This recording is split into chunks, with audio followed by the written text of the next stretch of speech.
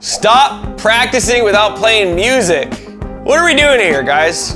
When I was a kid, I was taking guitar lessons. My mom would say to me, "We're paying for guitar lessons every week. You're just playing notes up and down." And I would say, "Look, Mom, they're called scales, and they're cool, and I can play them faster than you've ever dreamed."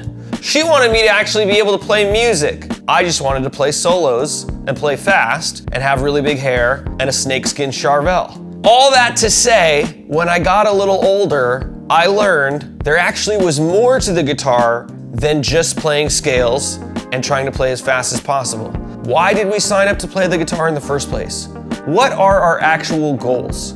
What are we really doing here?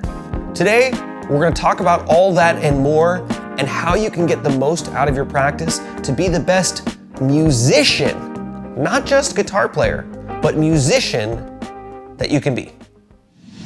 First thing that I would recommend is think about your goals. What are your goals? If your only goal is to play scales up and down really fast, then you can probably stop the video right here and start doing this exercise.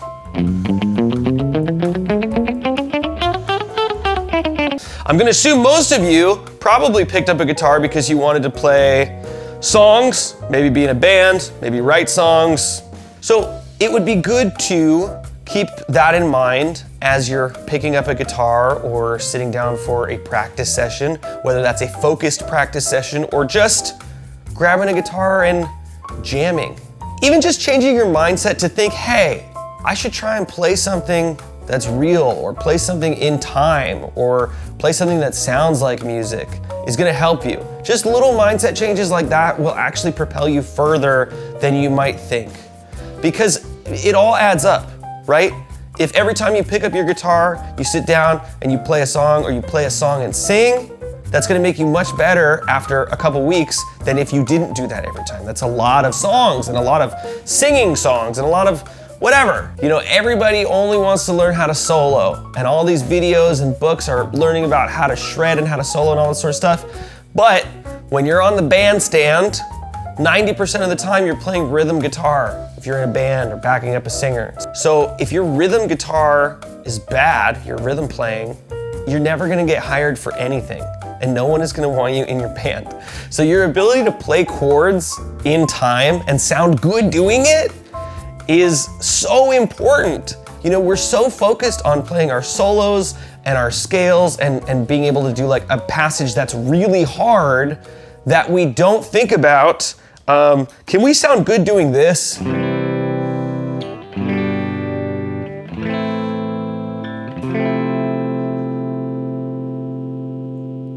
And you guys out there are probably like, yeah, of course I can play those 4 chords. And then I'll be like, okay, play them for me. And then it sounds like this.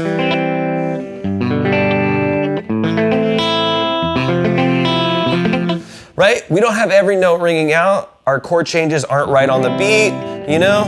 It's little things like that we want to be listening for.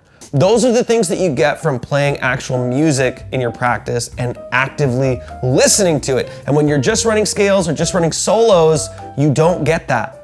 It's also a great idea to record yourself whenever you can and listen back, because you probably will be surprised. It's that simple stuff that really gets you because you're not focused on it. Most people just think, oh yeah, of course I can play this. Of course I can play something easy.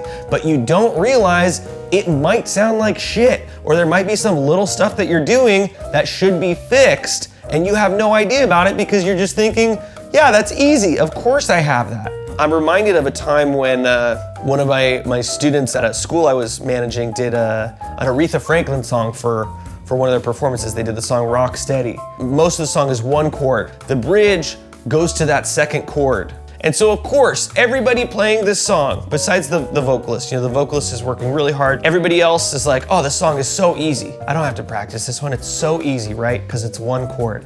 Well, everybody else misses that 2nd chord because they have no idea when it comes in, because they didn't practice, because they're like, oh, it's just 1 chord. Yeah, those are the ones that'll get you because you think you know it because it's supposed to be easy. Well, should have paid attention.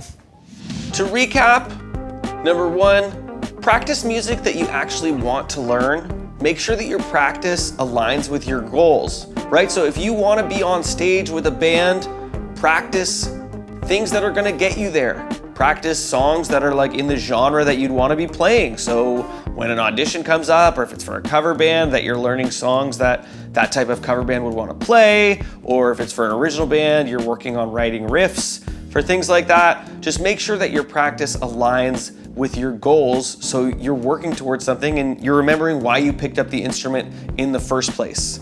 Number 2, record yourself as much as you can. It's a great way to discover any little cracks in your playing or any flaws that you might not be aware of. And especially on that easy stuff, like just those chords changing, just making sure intonation is good, chord changes are clean, and things that you wouldn't pay attention to otherwise because you're just strumming along and you think it's kind of taken for granted. And lastly, try to learn a song a day, a riff a day. Try to learn something new every day that interests you. And if you're interested in being a singer or a backup singer or whatever, try to sing along with that too. That really helps to internalize stuff, internalize the structure of songs, and internalize the changes, the vocal melody, internalize everything, and just helps you be a well-rounded musician. So I recommend that as well if you can. Let me know if this video helped you in any way. Let me know what you guys are working on. Join me on Patreon if you're serious about learning the guitar. That's where we're serious about teaching the guitar. It's on Patreon. Bye-bye.